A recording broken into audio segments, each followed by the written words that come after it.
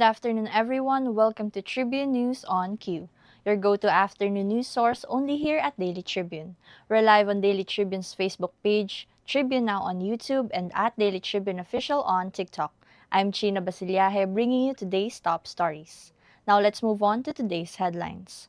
The National Police Commission has imposed a 90-day preventive suspension on Police Brigadier General Romeo Macapas, former CIDG chief and now PRO 12 director.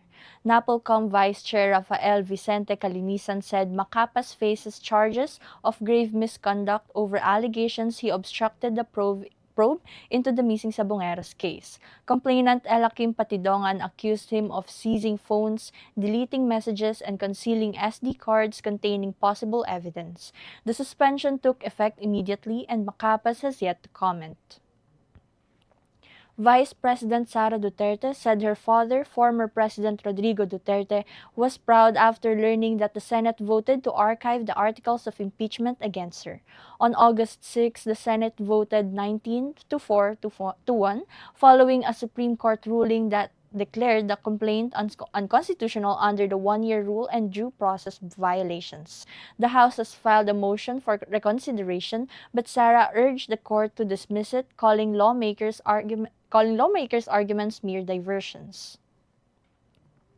Former PNP Chief General Nicolas Torre has brushed off speculations about his next role in government or politics. Torre denied interest in becoming the next NBI director or running in the 2028 elections, saying he is neither qualified nor financially capable. He confirmed filing a leave of absence following his relief as PNP chief under orders from President Marcos. Torre's exit came after clashes with the NAPOLCOM over the reassignment of senior police officials.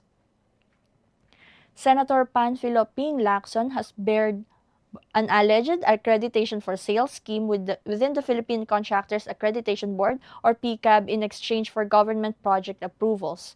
Speaking at the Senate plenary, Lacson said some contractors reported being asked for at least 2 million pesos to secure accreditation, particularly for flood control projects. The board, which operates under the DTI, is accused of facilitating the deals. The revelation came as senators probed how certain firms bag billions in contracts. President Ferdinand Marcos Jr. has ordered the release of 1.2 million bags, or around 100 metric tons, of local rice to help stabilize the country's food supply.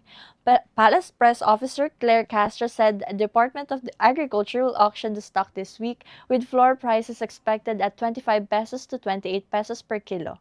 The move also frees warehouse space for incoming harvests. Castro added that the government is consulting stakeholders to prevent price manipulation ahead of the 60-day rice import ban starting September 1. The Bangko Sentral ng Pilipinas reported a slight drop in term deposit facility rates during its August 27 auction. The 7-day tenor slipped to 5.475%, while the 14-day tenor eased to 5.2675%. The BSP cut the total offer volume to 80 billion pesos from 100 billion pesos, equally split between both tenors. Despite the lowering offers, demand stayed firm at 74.45 billion pesos, with the 14-day facility oversubscribed and fully awarded, while the 7-day tenor posted weaker bids. The Philippine Stock Exchange Index slipped 29.28 points, or 0.47%, to close at 6,244.06. The broader All-Share Index also shed 6.61 points, down 0.18%.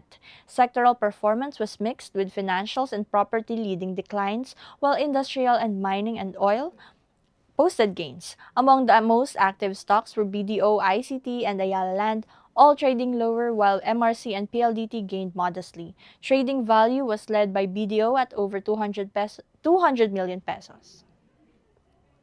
The Philippine Basketball Association will stage its annual draft combine on September 4 and 5 at the Inares Sports Arena in Pasig, marking the start of preseason events for its 50th year. The two-day showcase allows teams to gauge rookies prospects ahead of the season 50 rookie draft on September 7 at the Mall of Asia Music Hall. Nearly 40 aspirants have applied, including standouts Dolph Panopio, Jason Brickman, Will Gozum, LJ Gonzalez, and Chris Kuhn. Actor Sian Lim opened up on Instagram about his challenging journey to becoming a licensed pilot. He said earning his private pilot license tested his limits, but it also fueled his desire to pursue more.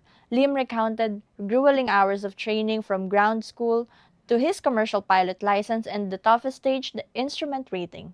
Despite the struggles, he vowed to continue chasing his aviation dreams and urged others to stay inspired and pursue theirs. And Katribu, did you know on this day in 1941, 10 suffragists were arrested while picketing outside the White House demanding equal voting rights. Their bold protest intensified pressure on President Woodrow Wilson, fueling the fight for a constitutional amendment that would eventually secure women's suffrage in the United States. And viral on TikTok is a video of an adorable baby girl, now with 1.4 million views and over 200,000 likes. In the clip, she shares with her parents that a boy in her school has a crush on her. Curious about her response? Let's watch. Sabi niya, Aris, crush niya ako. Ano sabi mo? I like you. Sabi niya, Aris, crush niya ako. Ano sabi mo? I like you. And that's all for now. Join us again at 4:30 p.m. for more updates. I'm Chynna Basillaje, and this has been Tribune News on Q.